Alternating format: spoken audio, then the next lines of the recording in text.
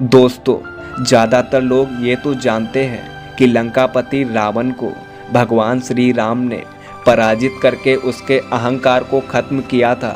लेकिन क्या आपको पता है कि राम से पहले भी रावण को हार का सामना करना पड़ा था। भगवान श्री राम से पहले भी 4 योद्धाओं से रावण पराजित हुआ था। कौन थे वो चारों योद्धा? जानने के लिए इस वीडियो को अंत तक जरूर देखें। दोस्तों, सबसे पहले रावण को हराने वाला योद्धा किष्किंधा राज्य के राजा बाली थे। लोक कथाओं के अनुसार बाली को एक वरदान प्राप्त था, जिसके अनुसार उसका अगर किसी के साथ भी युद्ध होता तो युद्ध करने वाले की शक्तियां आधी हो जाती थी। लेकिन यह बात रावण को नहीं पता थी।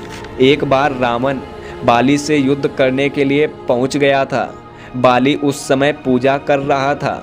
रावण बार बार बाली को ललकार रहा था, जिससे बाली की पूजा में बाधा उत्पन्न हो रही थी।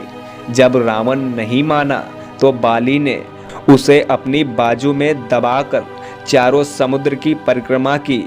बाली बहुत शक्तिशाली था और इतनी तेज गति से चलता था कि रोज सुबह सुबह ही चारों समुद्र की परिक्रमा कर लेता था और परिक्रमा करने के बाद सूर्य को अर्घ्य अर्पित करता था। जब तक बाली ने परिक्रमा की और सूर्य को अर्घ्य अर्पित किया, तब तक रावण को अपने बाजू में दबाकर ही रखा।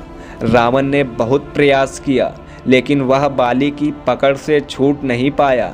पूजा के बाद बाली ने रावण को छोड़ दिया था।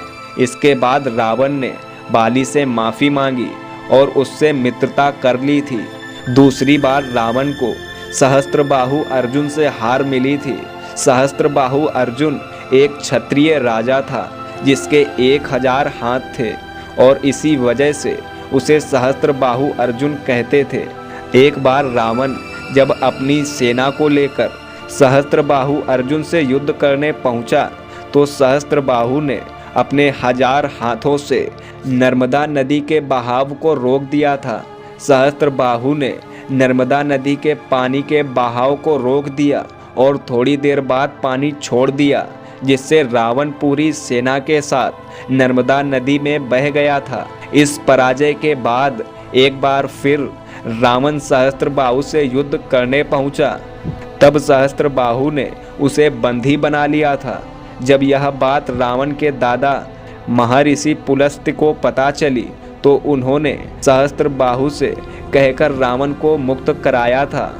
रावण को पराजित करने वाले तीसरे योद्धा थे दैत्यराज बलि। दैत्यराज बलि पाताल लोक के राजा थे। एक बार रावण राजा बलि से युद्ध करने के लिए पाताल लोक में उनके महल तक पहुंच गया। जब रावण अलग भेष बदलकर बाली के महल में पहुंचा, तो वहां पर खेल रहे छोटे बच्चों ने उसे घोड़े के अस्तबल में बांध दिया था।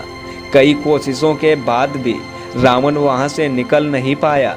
जब राजा बलि को यह बात पता चली, तो उन्होंने रावण को क्षमा मांगने के लिए कहा।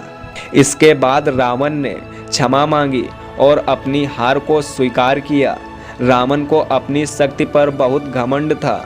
इस घमंड के नशे में वह भगवान शिव जी को हराने के लिए कैलाश पर्वत पर पहुंच गया।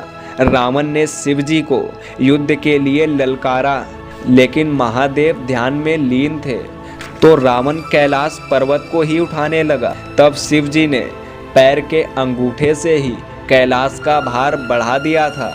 इस भार को रावण उठा नहीं सका और उसका हाथ पर्वत के नीचे दब गया। इस हार के बाद रावण ने शिव जी को अपना गुरु बनाया था और उनकी उपासना करने लगा था।